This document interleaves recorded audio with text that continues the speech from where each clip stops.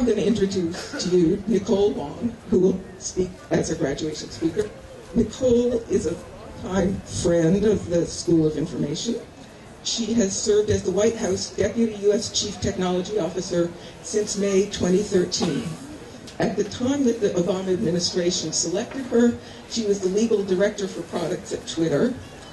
Between 2004 and 2011, she served as the President and Deputy General Counsel for Google, where she was responsible for product and regulatory matters, and where she earned the nickname The Decider, because she was responsible for arbitrating issues of censorship. Prior to that, she worked at a law firm, Perkins Coie, where she represented both traditional and new media clients, ranging from Hearst and LA Times to Walt Disney, Microsoft, Amazon, and Yahoo. Nicole has taught classes here. She's a frequent speaker on issues related to law and technology. She was here only a month ago to work with Professor Deirdre Mulligan on a big national conference on data, big data and privacy. She has taught at other institutions in the Bay Area.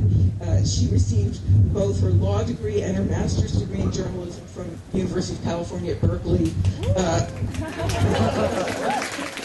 the School of Law and the Graduate School of Journalism, respectively. With no further ado, I'm going to hand the mic over to Nicole.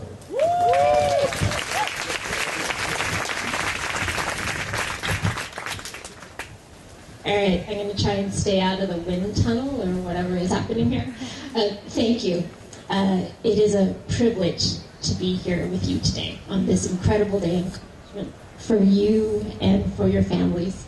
I'm thrilled to be back at the iSchool to celebrate you, and so grateful to Keynote and the faculty for their always warm welcome and for the dedication and passion that they put into this school and the education of all of its students. And for being courageous. Anna, I don't know if you realize you invited a person with American Studies major, an English minor, a poetry fellowship. So maybe I'll talk to you about technology today, or maybe I'll break into Shakespeare, you don't know. Or maybe I stand for the proposition that with all of those liberal arts cards against me, I still found a place in technology and a job. So let's all be courageous together for the next 15 minutes or so. The good news is that I am a golden bear, so I've got that going for me. Go Bears. I remember when your class arrived here. I was here that spring teaching with my friend Deirdre Mulligan. You were the largest class the school had had to date, 56 students from 10 countries and 5 continents. You came from so many different fields, from healthcare and education, financial services, telecommunications, advertising, and government. One of you was in the recording business. One of you was a park ranger. What an incredible range of backgrounds. So indeed, it's my honor to be back here to wish you well. I've always found graduation days to be a sort of day of reckoning. You may already know where you're headed. Maybe some of you are going back to your previous employers or your other fields. Maybe you're trying something new. Maybe tomorrow feels a little bit fuzzy. If so, join the club. Because tomorrow is really pretty fuzzy for all of us. And that's not a bad thing. That's a thing filled with possibility. So one of my messages for you today is embrace the fuzzy. The iSchool was formed in 1997, 17 years ago. And in 1997, most people used Netscape Navigator to surf the web. The new hot media companies were Alta Vista, AOL, Lycos, Excite, and Yahoo. In 1997, I was representing Yahoo. They had a building floor full of surfers, people, sitting at computers in cubicles, surfing the web and manually indexing it. There were only about 100,000 commercial websites at the time. I'm not just being nostalgic. My point is that 17 years ago, we could barely imagine the amount of diversity and content and information available to us, or the ubiquitously connected world that we live in today.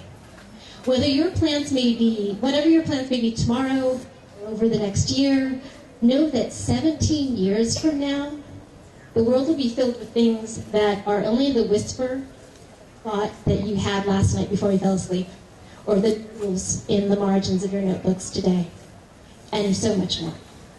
And because we don't know exactly what's coming, because it's fuzzy, you have extraordinary freedom to shape what the world will look like. And we are in a moment when anything is possible. Jonathan Zittrain at the Berkeley Center at Harvard once told this great story about how the internet was born of a series of random acts of kindness. You send an email, upload a video, post to your Facebook, and the network providers, sometimes more than 20 a hop between you and your destination, take all those packets and pass them along so they can be reassembled on the other end.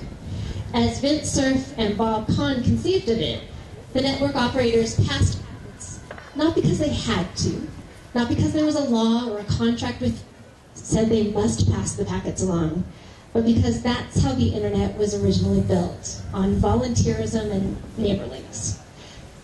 Jonathan described it like when you're sitting in the middle of the aisle, or in the middle of a section of a baseball game, and you order a beer from the vendor in the aisle, pass down the money to him, and people help pass the beer back down to you, and they don't steal your money, and they don't take a sip of your beer. They pass it along not because they're required to, but because they're being neighborly. For some 20 years, we have depended on the kindness of strangers to move the packets along. The internet, which I have long believed is the most robust, democratic communications platform we have ever known, is that awesome and that fragile. We cannot take it for granted. There is nothing that says the internet will continue to be as open and democratic and innovative as it is today. In just the last few months, look at the global conversations we are having about rebuilding territorial walls on the internet, or erasing content and history out of existence, or permitting the creation of fast lanes of information for those who can pay. We need to work for a free and open internet, and we need to defend it every day. You, as technologists and as citizens, are stewards of this incredible platform. So when I say embrace the fuzzy, the possibilities, I also ask you to do so with the skills that you have honed at this school, and with care and with courage. As information professionals, you can build the internet we live with over the next 5 or 10 or 17 years. So that's the second thing that I want to tell you today. Build the internet you want to live with and the world you want to live in. Build an internet that welcomes everyone and all of their ideas. Build an internet that encourages creativity and does not border it or hoard it. Build an internet that broadly and fairly disseminates good. When you leave here, you may create the next cool app or infrastructure or algorithm. It may make boatloads of money and have millions of users, and I hope it does. But remember that our technologies increasingly reflect the values, and that's what you will be building as well. When you leave here, you may get to work with the best and brightest minds to develop the future. But don't forget to look around the table and make sure it looks like the world you want to live in. Actively seek the input of people who are not naturally in your line of sight. Find the American Studies major, or the poetry fellow, or maybe even the lawyer. Maybe. Who thinks differently, sees the same vision of a vibrant and inclusive internet. More importantly, work actively to bring people with a diverse array of backgrounds to that table. Today, women and minorities make up about 70% of college students, but only 45% earn STEM degrees. Berkeley's done us proud by enrolling for the first time ever more than 50% women in their Intro to Computer Science class this year. And women are 40% of this graduate class.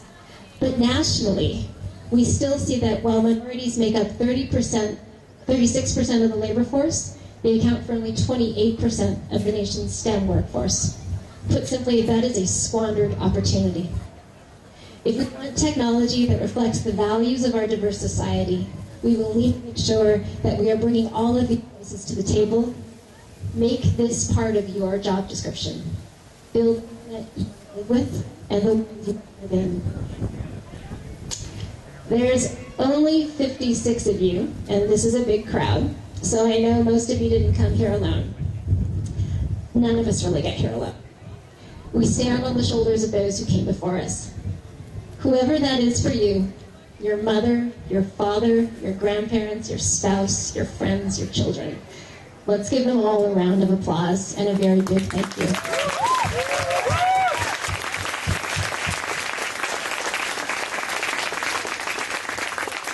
Some people have asked me, why did you decide to go into government? Seriously, like, why did you decide to leave Twitter and the free food and the hotbed of technology and to go to that dysfunctional, slow as molasses government in Washington?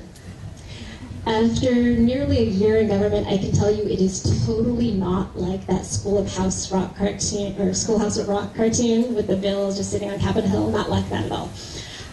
So what am I doing in D.C.? I'm there because I know that nothing I have done was possible alone. I relied on the support of others, just like the ones you have in this audience.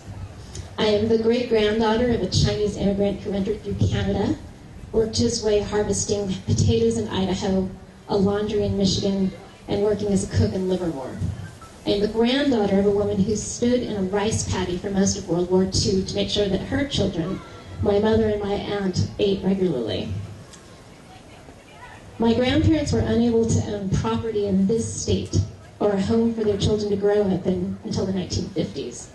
Traditional American banks would lend money to Chinese, so my family helped start one of the first Chinese community banks in the country, and my grandfather became its vice president so that people like him could get a line of credit to buy a home or put their children through school. And from that legacy of immigrants, my parents and all of their siblings went to college, and when they had the chance, they served in their communities as social workers or healthcare workers or in city government or in civic organizations. My family taught me many things, including that I did not get here alone. So here's the most important lesson it taught me, and the last message I'll leave with you today. It is our right to participate in our communities and in the governance of this country. And if we get the opportunity, it is our privilege and our responsibility to do so. Whatever is in your tomorrow, remember that your community and your country and your internet needs you. We need smart, capable people who understand technology and how our values are both catalyzed by and embedded in those technologies. We need our policymakers to understand this. Whether you choose to serve in government, and I hope you will, or sign a petition, or volunteer to help at the local, state, or national level, it will not be easy, and it may not even be clear when you make progress. But it is the most generous act of embracing the fuzzy that there is. There's been much said over the last several months about healthcare.gov and the many ways our government failed to prepare for it. In the first several days of that launch, only 3 in 10 users could even get on the site, and most of them had the site crash once they got there. By the end of November, when we were supposed to be well on our way to enrolling people, only 27,000 people had been enrolled. So we put this superstar tech team on it, the best and the brightest that we could find in government and borrow from the private sector. And they barely slept in October, November, December. They didn't go home for the holidays. They stayed. They slept under desks. But last month, the president announced that we have more than 8 million people enrolled under the Affordable Care Act, 1 million more than the administration's target, and 28% of those people are between the ages of 18 and 34.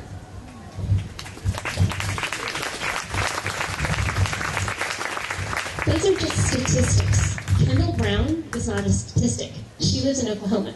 She's 27 years old. She works at a local nonprofit in her community, and she has suffered from Crohn's disease, which is a serious and painful intestinal condition for more than half her life. Last year, she aged out of her mother's health plan, and she could no longer afford the $15,000 chemotherapy treatments that she needs every 6 months. She went without the treatment for over a year. And even though her doctors told her, will probably lead to an early death.